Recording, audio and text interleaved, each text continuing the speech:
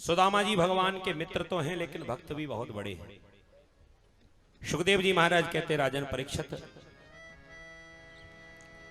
कृष्णस्यासि सखा कश्चिद् ब्राह्मणो ब्रह्मवित्तमः विरक्तिन्द्रियार्थेषु प्रशांतात्मा जितेन्द्रिय।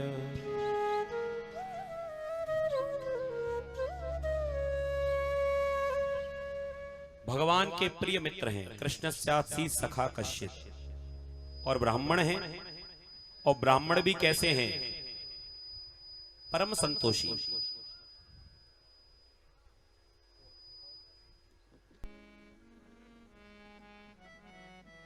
भगवान के प्रिय मित्र हैं, ब्राह्मण हैं, और ब्राह्मण भी कैसे? जो परम संतोषी। विरक्त इंद्रियार्थेषु प्रशांतात्मा जितेंद्रिय। इंद्रियों में विरक्ति है और मन शांत है।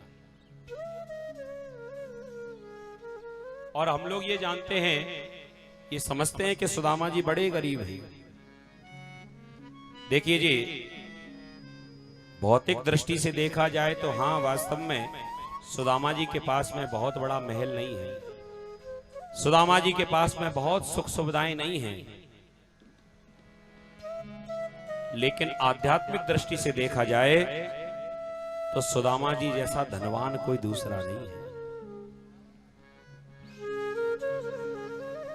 आप विचार करिए, जिनका मन ही शांत हो जाए, भला उसको और क्या चाहिए?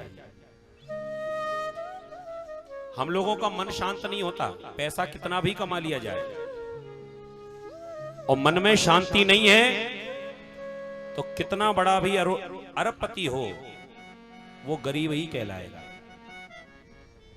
अगर मन में शांति नहीं है तो, और मन में यदि शांति है तो भले ही उसके पास कुछ ना हो। कहते हैं ना, गोधन गज धन बाज धन और रतन धन खान, और जब आवे संतोष धन सब धन धूल समान। सारा धन धूल के समान है, कब? जब संतोष रूपी धन आ जाए तब।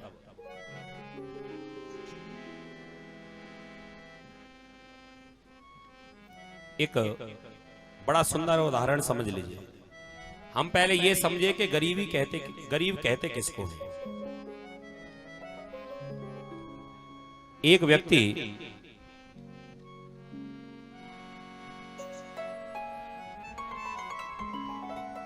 इसका काम था, गोलगप्पे जानते हो ना आप लोग, सभी को बड़े प्रिय होंगे। हाँ, एक 4 पहिए की जो दुकान, ठेला जो होता है ना, वो दुकान चाहे जहां यहां से उधर चलने वाली, एक स्कूल था उसके सामने, वो अपनी दुकान रोज लगाता था। बड़े ध्यान से सुनना जी। और इसका नियम था, ये केवल 2 ही घंटे दुकान लगाता था, पूरे दिन मेहनत नहीं करता था। बच्चों की छुट्टी 12 बजे होने वाली है, ये 11:30 पर आता है, अपनी पूरी दुकान जमाता है, और 11:30 से लेकर 1:30 बजे तक 2 घंटे, 2 घंटे में जितना भी इसका व्यापार हुआ, जितनी इसकी दुकान चली, और उसके बाद में अपना पूरा सामान समेटा और अपने घर। मात्र 2 घंटे। एक व्यक्ति रोज देखता था उस दुकानदार को। एक दिन उससे रहा नहीं गया, उसने पूछे लिया, क्यों भैया, हम तुमसे कुछ कहना चाहते हैं। क्या कहना चाहते हो? बहुत दिनों से हम देख रहे हैं, आप केवल 2 घंटे के लिए आते हो, थोड़ा सा अपनी दुकान का समय बढ़ाओ ना। 2 घंटे के बाद थोड़ा और समय दो। 4 घंटे दुकान लगाया। दुकानदार ने पूछा, उससे क्या होगा? कह दिया उससे अभी जितनी तुमको लाभ होता है, जितनी दुकानदारी होती है, उससे दुगनी होगी, थोड़ा दुगना पैसा कमाओगे। और तुम पूरे दिन करते ही क्या हो? कह दिया कुछ नहीं, सवेरे खड़ा होता हूं, सामान लेने जाता हूं बाजार में, सब्जी लेकर आता हूं, पूरी व्यवस्था जमाता हूं और भैया आ जाता हूं 11:30 बजे तक। और फिर क्या करते हो? कह दिया जितना व्यापार हो जाए उतना हो जाए, 1:30 बजे बाद यहां से चला जाता हूं, 2 बजे तक घर पहुंच जाता हूं, फिर पूरे दिन सोता हूं। दूसरे व्यक्ति ने कहा यही तो बात खराब है, वो आलस्य नहीं होना चाहिए। अरे थोड़ा आलस त्यागो, ये पूरे दिन सोने से कुछ नहीं होगा। 2 बजे के बाद जो तुम सोने में समय देते हो ना, उस समय थोड़ा मेहनत करो, अपनी दुकान उतनी देर तक लगाया करो। उससे क्या होगा? कह दिया उससे थोड़ा सा धन और मिलेगा। कह दिया ज्यादा पैसा कमा लूंगा तो क्या होगा? पहले ने उत्तर दिया कि जब ज्यादा पैसा हो जाए तो अभी तक तो दुकान तुम्हारी चलने वाली है, 4 पहिए की है ना, चलने वाली ठेला। लेकिन जब पैसा तुम्हारे पास आ जाए तो तुम एक पक्की दुकान लेना। अभी तो तुम चलकर लोगों के पास जाते, फिर लोग चलकर तुम्हारे पास आएंगे। सेठ बनकर बैठना अपनी दुकान पर, तुम्हारा व्यापार ज्यादा बढ़ेगा। जो पक्की दुकान होती है उसकी वैल्यू ज्यादा होती है, तुम्हारा फिर धंधा ज्यादा बढ़ेगा, तुम्हारे पास पैसा ज्यादा होगा। कह दिया अच्छा मान लिया हमने, हमारी पक्की दुकान हो गई। पक्की दुकान होने के बाद लोग हमारे पास ज्यादा आने लगे, उसके बाद में ज्यादा व्यापार होने लगा, फिर क्या करूंगा? कह दिया जब पैसा ज्यादा आ जाए, अभी तो तुम्हें काम करना पड़ता है, फिर तुम नौकर लगा लेना, 2-4 लड़के लगाना और तुम आराम से सीट पर बैठना, केवल पैसे गिनने का काम, लेन देने का काम करना। जब और 4 लड़के काम करेंगे तो फिर ज्यादा व्यापार होगा, फिर तुम चौगुना पैसा कमाओगे। कह दिया अगर चौगुना पैसा आ जाएगा तो क्या होगा? कह दिया फिर तुम बढ़िया मकान बनवाना। कह दिया मकान बनवा लूंगा तो क्या होगा? कह दिया बढ़िया एसी लगवाना। फिर क्या होगा? बढ़िया बेड बनवाना, फिर बढ़िया सा गद्दा लेकर आना, फिर बढ़िया सा तकिया लेकर आना, फिर क्या है? एसी चलाना और पैर पसार कर सोना। दुकानदार ने कहा भैया अभी क्या कर रहा हूं? जो काम इतने झंझटों के बाद में करना पड़े, इतनी मेहनत करने के बाद में करना पड़े और फिर सो नहीं है, तो ये काम तो मैं अभी भी कर रहा हूं। तो कहने का भाव, मन की शांति यदि नहीं है तो व्यक्ति जीवन भर हाय हाय करता रहेगा, लेकिन पूर्ति नहीं हो सकती।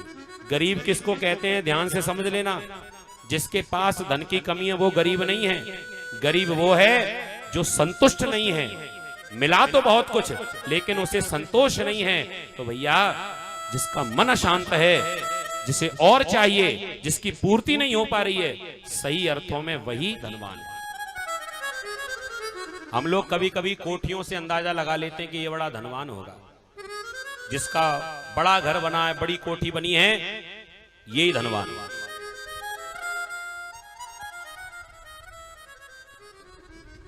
तो ध्यान रखना, कभी धोखा खा जाओगे। कभी धन से अंदाजा मत लगाना। जिसके बड़े बड़े घर बने हैं, कोठियां बंगले बने हैं, वो धनवान नहीं हो सकते। वो धनवान कैसे हो सकता है कि मकान तो करोड़ों का बना लिया, लेकिन जिसके घर में 2 मेहमान नहीं आते। करोड़ों रुपए खर्च करके घर तो बना लिया, लेकिन मेहमान दरवाजे पर 2 नहीं आते, तो काय का धनवान है? धनवान तो वो है भले ही जिसके पास में टूटी फूटी झोंपड़ी है, लेकिन उसके यहाँ जो भी आता है उसका सम्मान पूरा होता है। आने वाला व्यक्ति कभी भूखा नहीं वापस नहीं जाता। आपके गांव का व्यक्ति कहीं बड़े शहर में चला जाए, थोड़ा ध्यान देना जी, कोई आपके गांव का व्यक्ति व्यापार करने के लिए बाहर चला जाए, बंबई चला जाए, गुजरात चला जाए, कलकत्ता चला जाए, और होंगे कोई ऐसे गांव के व्यक्ति जो बाहर व्यापार करने के लिए पहुंच गए, और कभी आपका मौका लगा उसी शहर में जाने का, तो एक आपके गांव का वो भी बड़ा व्यक्ति था जिसने वहां बड़े शहर में जाकर बड़ी कोठी बना ली। आपने उसे फोन किया, भैया हम आपके ही शहर में हैं, और वो बहुत बड़ा व्यापारी बन गया, बड़ा व्यापार जिसका बढ़ गया, और आपको फोन पर कह दिया कि भैया आप यदि आ रहे थे तो 10 दिन पहले से सूचना दे देते, मैं तो व्यापार के काम से बाहर हूं, मैं आपसे मिल नहीं सकता, बहुत जरूरी मीटिंग में जाना है मुझे, मैं अपना नुकसान नहीं कर पाऊंगा।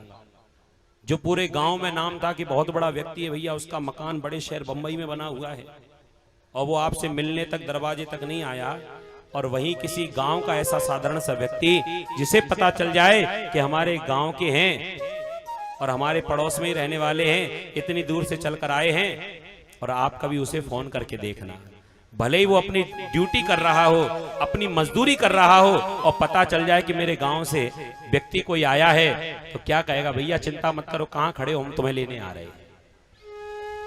अब बताइए आपकी दृष्टि में धनवान कौन है, वो बड़ा कोठी वाला या वो व्यक्ति जिसके पास में मकान भी घर का नहीं है, वो किराए के मकान पर रहता है, छोटा सा कमरा है, परिवार भी है उसका, पत्नी भी है, बच्चे भी हैं, लेकिन फिर भी कहता है भैया अब तो यहीं रहेंगे और पूरा बंबई शहर घूमेंगे, मैं दिखाऊंगा आपको।